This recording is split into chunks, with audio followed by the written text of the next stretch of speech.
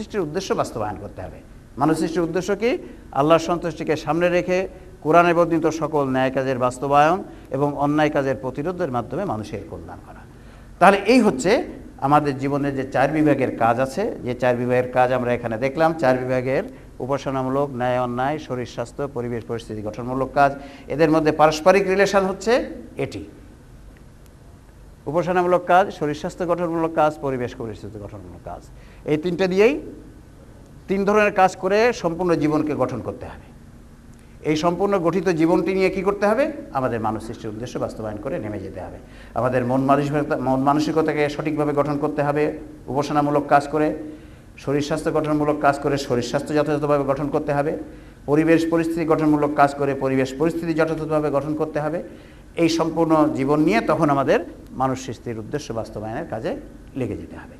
এই সম্পূর্ণ কাজগুলোকে যদি আমরা এইভাবে রিলেট করে কাজ করতে পারি, তাহলেই মানব সৃষ্টির উদ্দেশ্য বাস্তবায়ন হবে, আমাদের দুনিয়ার কল্যাণ হবে। যেমন আমরা প্রথমে বলেছিলাম, মানব সৃষ্টির উদ্দেশ্য গুরুত্ব হচ্ছে দুনিয়ায় শান্তিতে থাকা, পরকালেও শান্তিতে থাকা। আমরা যদি সেইভাবে আমাদের জীবনকে এই সকল বিভাগের কাজের পারস্পরিক রিলেশন এইভাবে বুঝে নিয়ে আমরা যদি সঠিকভাবে করতে পারি, সকল বিভাগের কাজগুলো সঠিকভাবে করতে পারি, তাদের পারস্পরিক সম্পর্ক বজায় রেখে, তাহলে এটা নিশ্চয়তা দিয়েই বলা যায় যে আমরা দুনিয়াতেও সুখী, সমৃদ্ধ, প্রগতিশীল হতে পারবো, আমাদের জীবন ব্যবহার করে দুনিয়াতেও কল্যাণপ্রাপ্ত হতে পারবো এবং পরকালেও কল্যাণপ্রাপ্ত হতে পারবো। এটা আল্লাহর ওয়াদা। আমরা যথাযথভাবে করতে পারলে অবশ্যই হবে। হচ্ছে না কেন? আমরা যথাযথভাবে করতে পারছি না। আজ মুসলিম দেশগুলোতে অসুবিধা কেন? এগুলো সব জায়গাতে এই অশান্তি কেন? যে আমরা যথাযথভাবে মানব সৃষ্টির উদ্দেশ্য বাস্তবায়ন করতে পারছি না। জীবনের সকল বিভাগের কাজগুলোর মধ্যে পারস্পরিক সম্পর্ক বজায় রেখে সেগুলো করতে পারছি না।